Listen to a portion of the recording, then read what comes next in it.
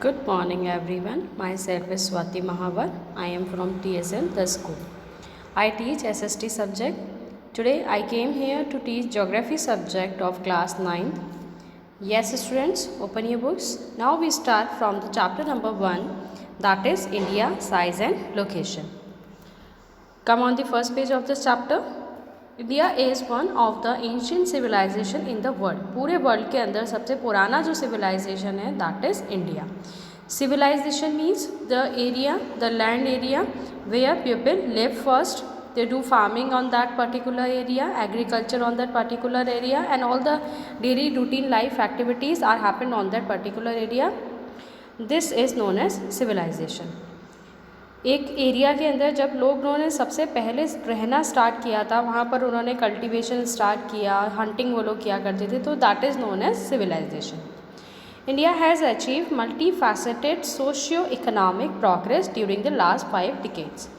Last 5 decades के अंदर India ने बहुत अच्छा इम्प्रूवमेंट किया है, बहुत अच्छे अच्छे अचीवमेंट किए हैं in all the parts of the society and economic life. India has achieve more progress. India has moved forward, displaying remarkable progress in the field of agriculture, industry, technology and overall economic development. India move forward, बहुत आगे आया है India. Agriculture sector, industrial sector and technology IT sector के अंदर भी India ने बहुत अच्छा इम्प्रूवमेंट किया है. एग्रीकल्चर सेक्टर के अंदर जब 5 ईयर प्लानिंग के अंदर HYV सीड्स यूज़ किए गए थे in the process of green revolution, the productivity of land area will be increase. तो एग्रीकल्चर ने बहुत अच्छा इम्प्रूवमेंट किया. इंडस्ट्रियलाइजेशन, हमारा कंट्री आज अर्बनाइजेशन हो चुका है. More and more industries are implant in India. So in industrial sector also India improve more. Technology, all the technologies are upgraded in our country. बहुत सारी टेक्नोलॉजी आज अपग्रेड हो चुकी है and this is the India is moving on the path of economic development. Economic development के रास्ते पर India चल रहा है. India is also contributed significantly to the making of the world history. पूरे वर्ल्ड की हिस्ट्री बनाने में इंडिया ने बहुत अच्छा रोल प्ले किया है. Now come on the topic location. India is a vast country lying entirely in the northern hemisphere. India mostly कहाँ पर स्टैंड करता है? In the northern hemisphere. The mainland extends between latitude 8 degree 4 second north and 37 degree 6 second north and longitude 68 degree 7 second east and 97 degree 25 second east.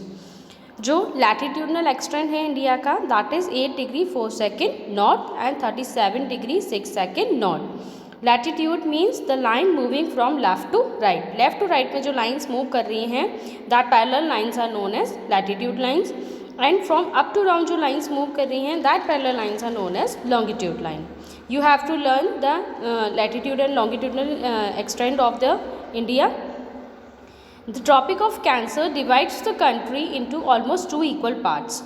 See in the picture, I circle India in this picture, and a line is moving from left to right in the middle of the India's map. So see that ये जो line है that line is known as Tropic of Cancer. और इस line की वजह से India जो है 2 पार्ट के अंदर डिवाइड हो चुका है that is southern hemisphere. Upper part जो होगा that is known as northern hemisphere और जो पार्ट बॉटम के अंदर है लाइन के that is known as southern hemisphere.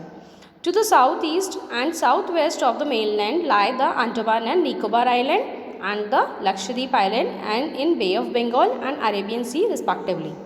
See in this picture, Lakshadweep Island is written on the left side. Left side में हमारा कौन सा आइलैंड आता है? लक्षद्वीप आइलैंड. और राइट में आता है बे ऑफ बंगाल. तो इंडिया जो है वो 2 पार्ट में इंडियन ओशन को डिवाइड करता है and the left part is known as Lakshadweep island and the next part is bay of Bengal. Now find out the extent of these groups of island from your atlas. Now come on the next topic, that is size. The landmass of India has an area of 3.28 million square kilometer. Land area India के अंदर कितना है? 3.28 million square kilometer. You have to learn this area. India's total area accounts for about 2.4% of the total geographical area of the world. पूरे world का जो geographical area है उसका सिर्फ 2.4% एरिया किसने कवर किया है? इंडिया ने. From figure 1.2 it is clear that India is 7th largest country of the world. India कहाँ पर स्टैंड करता है? In on 7th position in the world के अंदर 7th पोजीशन में हमारा इंडिया आता है. India has a land boundary of about 15,200 kilometer and total length of the coast line of the mainland including Andaman and Nicobar and Lakshadweep is 7,516.6 kilometer. India का जो land boundary है, land boundary क्या होगा, India के मैप के अंदर जो पॉलिटिकल बाउंड्रीज होती है, that boundary area is 15,200 kilometre और टोटल लेंथ जो है कोस्ट लाइन का दैट इज़ 7,516.6 किलोमीटर, जिसके अंदर आपका अंडमान और Nicobar island and Lakshadweep island का एरिया भी एडेड है. Now India is bounded by the young fold mountain in the north west, north and north west. You know that Jammu and Kashmir area is fully covered with mountain area. जो हमारा north side जो है, north side and north east side जो है India का, वो totally covered है किससे, माउंटेन एरिया से. South of about 22 degree north latitude, it begins to taper and extend towards the Indian Ocean, dividing it into the two seas, the Arabian Sea on the west and Bay of Bengal in the east side. So, अगर हम north से south की तरफ आते हैं तो area जो है इंडिया का वो धीरे धीरे रिड्यूस होता जाता है.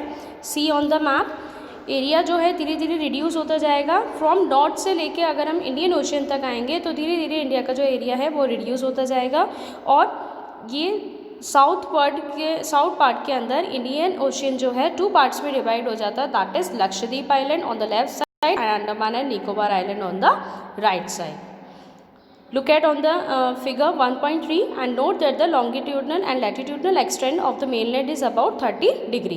Despite this fact, the east-west extent appears to be smaller than the north-west extent. अब मैप के अंदर देखिए आप, नॉर्थ टू साउथ के अंदर जो लाइन आ रही है और वेस्ट टू ईस्ट के अंदर जो लाइन जा रही है, that is longitudinal and latitudinal lines.